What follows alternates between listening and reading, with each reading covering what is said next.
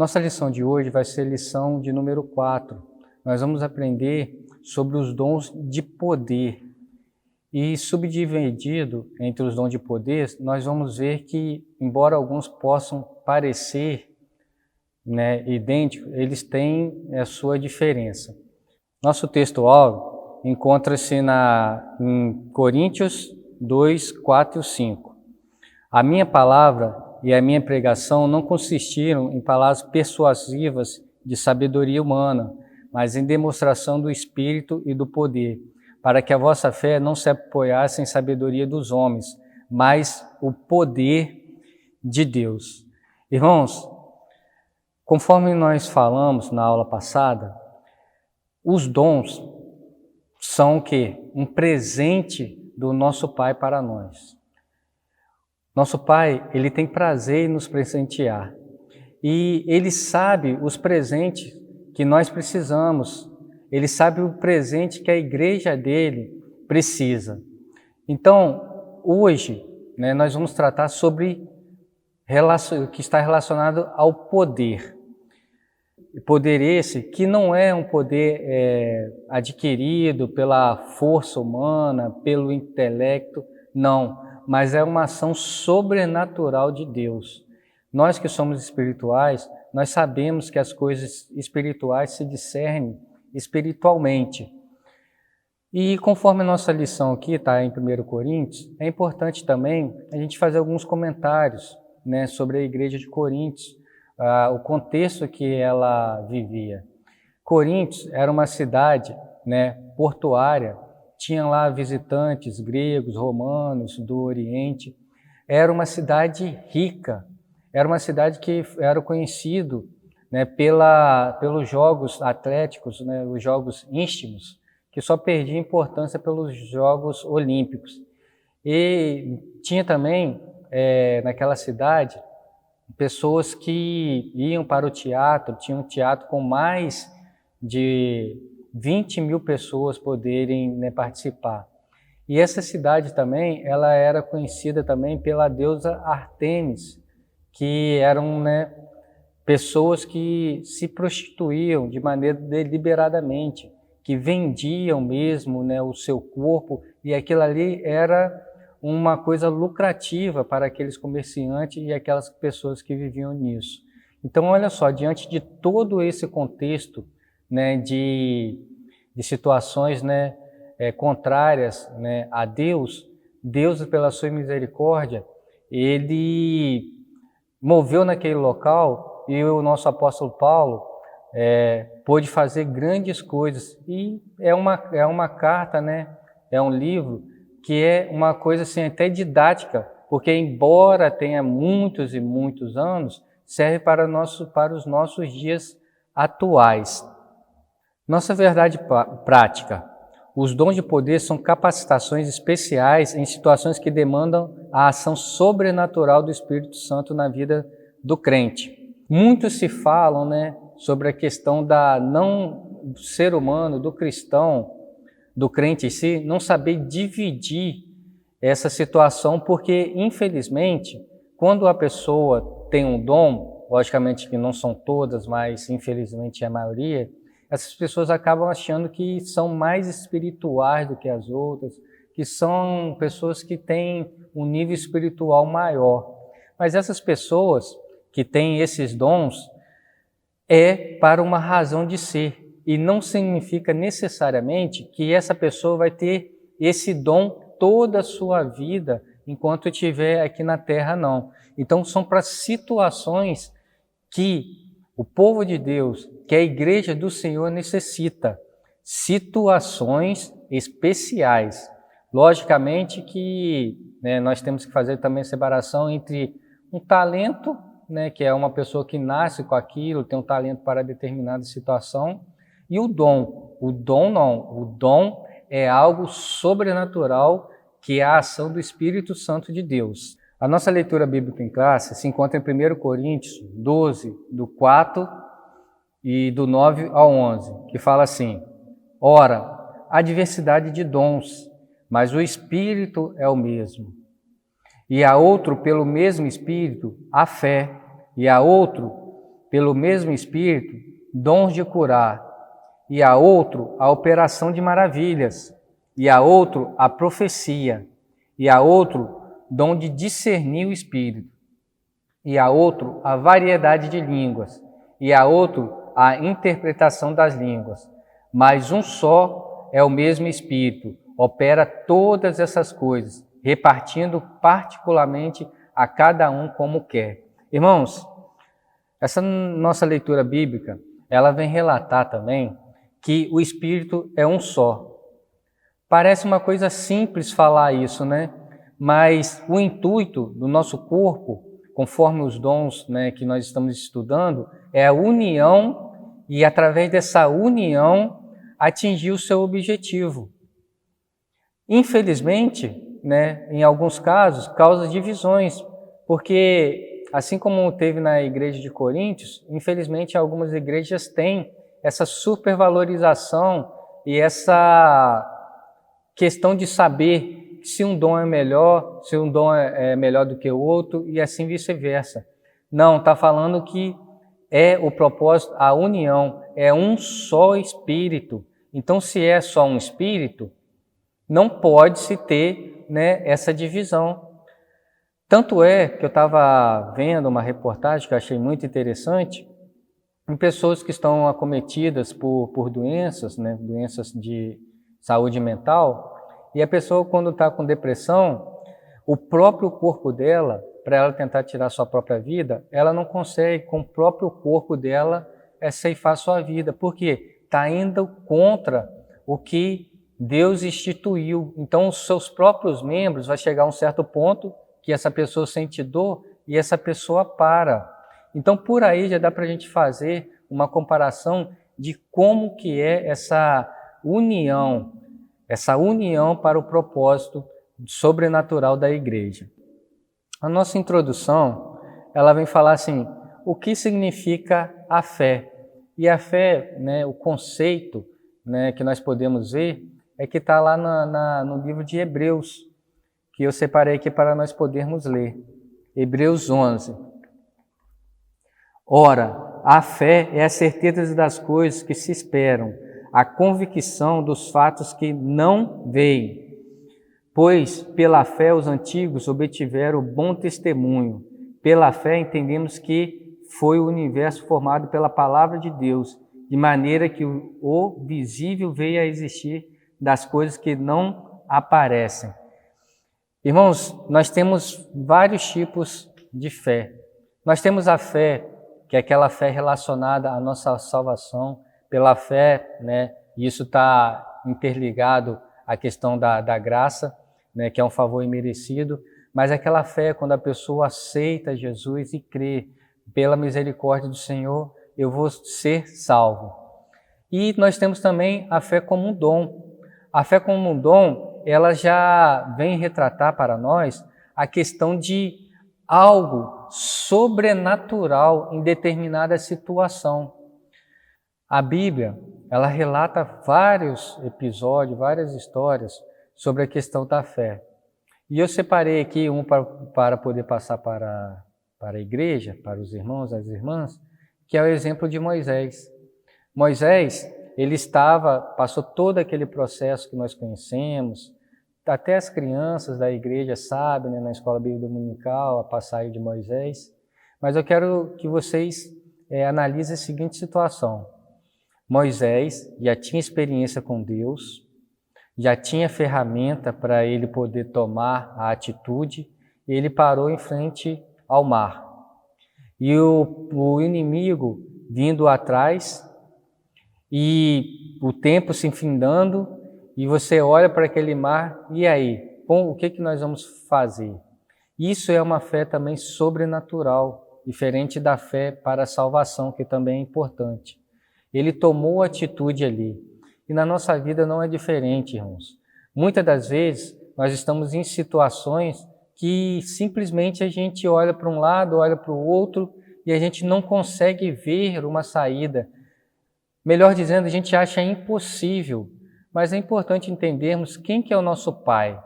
O nosso Pai, ele fez tudo. O céu, o mar, as estrelas, a terra, o ser humano. Então não há nada impossível para Deus.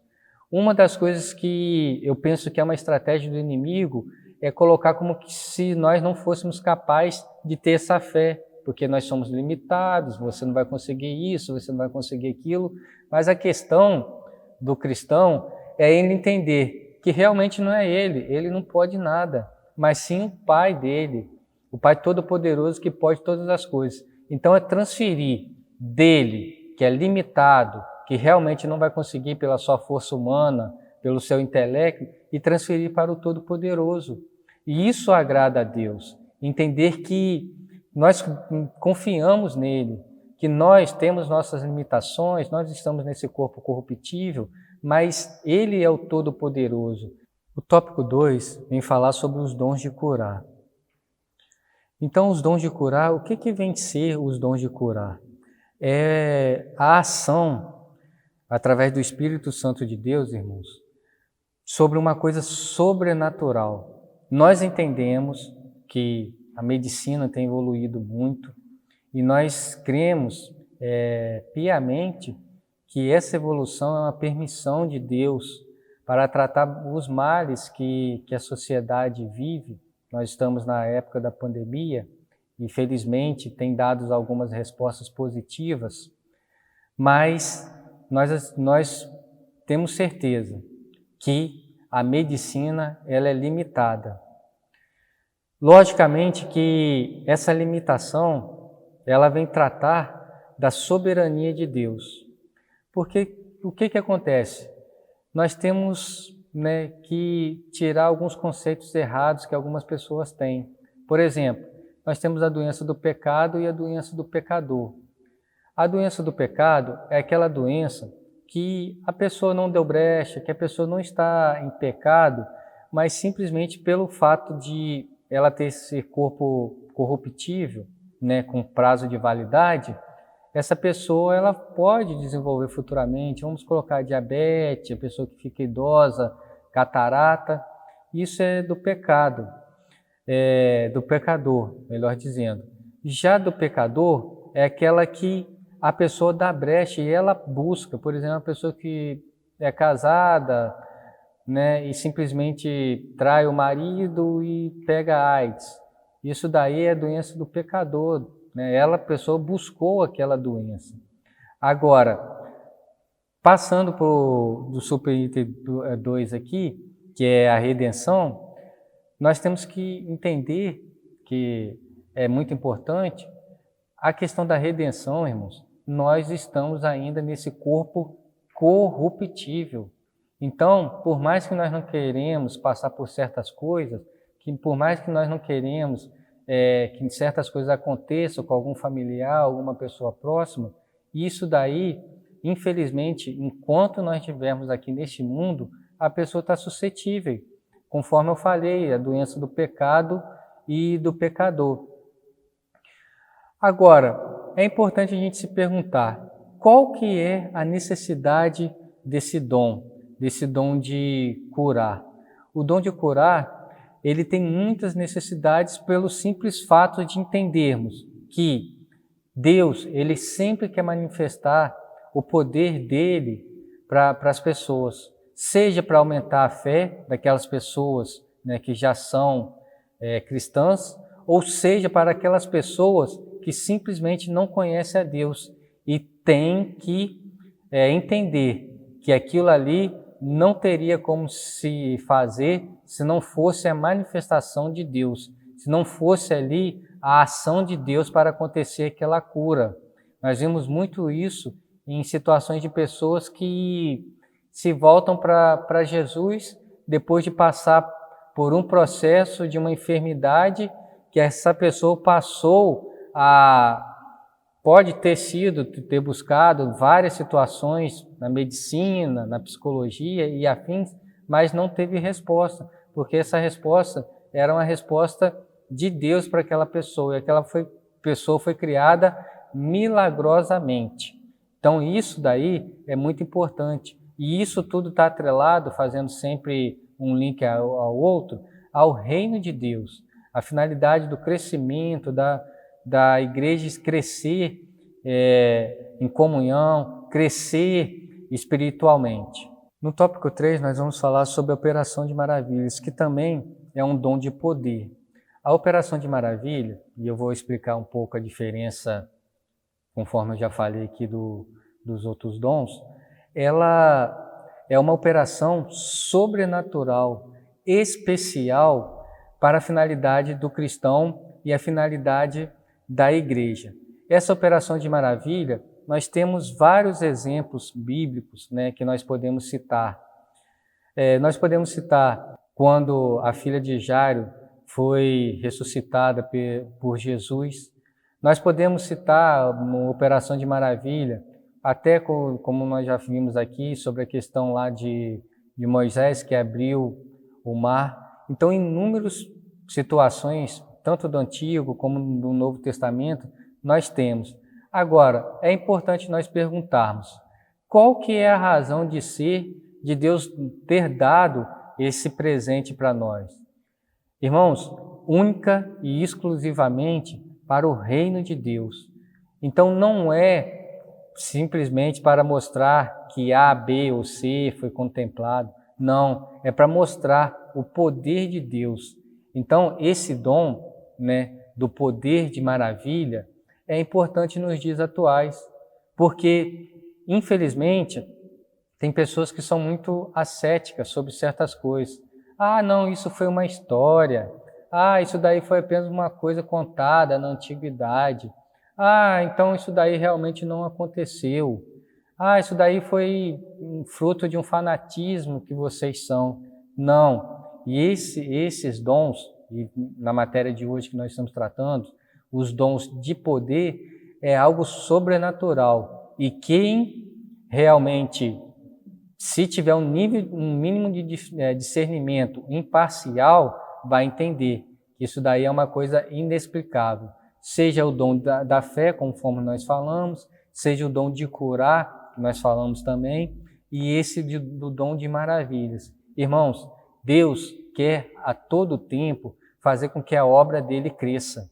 Deus quer a todo tempo que as pessoas que ainda não tiveram contato com o Evangelho de Deus, ou que tiveram e não se firmaram, que possam refletir e não terem respostas para tudo isso aqui que Deus nos outorgou, que Deus nos propiciou, que Deus nos deu de presente.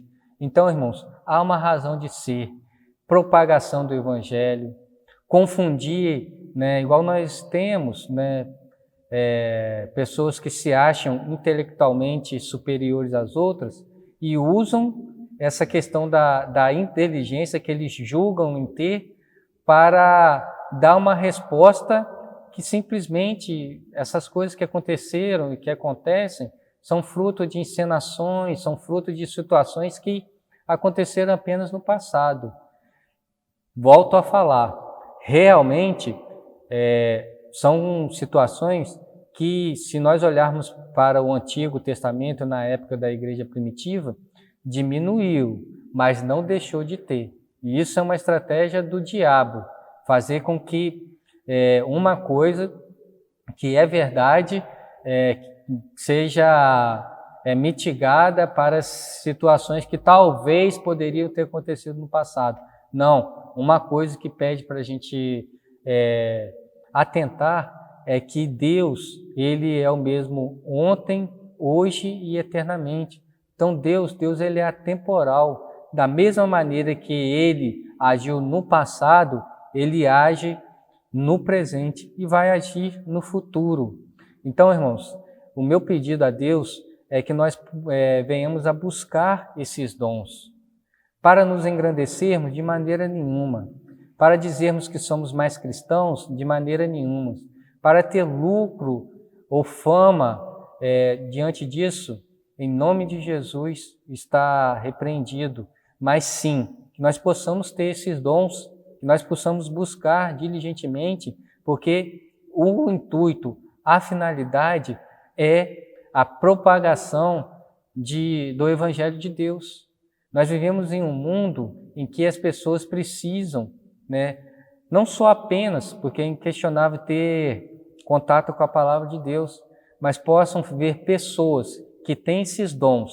Nós estamos estudando esses 3 hoje, mas que tenham, né, nós sabemos que são 9, né, 9 dons que nós estamos estudando, mas que tenham contato com pessoas que têm o dom e possam pensar, opa, aquela pessoa ali é diferente. Não que ela seja melhor do que ninguém, mas ela tem algo diferente de Deus na vida dele. Então, irmãos, eu quero agradecer a oportunidade. Essa aula aqui é uma aula sintetizada. Não é para você deixar de você participar da sua escola bíblica dominical, né, na nossa igreja aqui, né, na Assembleia de Deus da Gávea, ou você que não mora em Muriaé, vá até uma igreja que está aos pés do Calvário e procura também participar da escola bíblica dominical. Então, contamos com a presença também física de vocês na igreja e eu agradeço a oportunidade em nome de Jesus.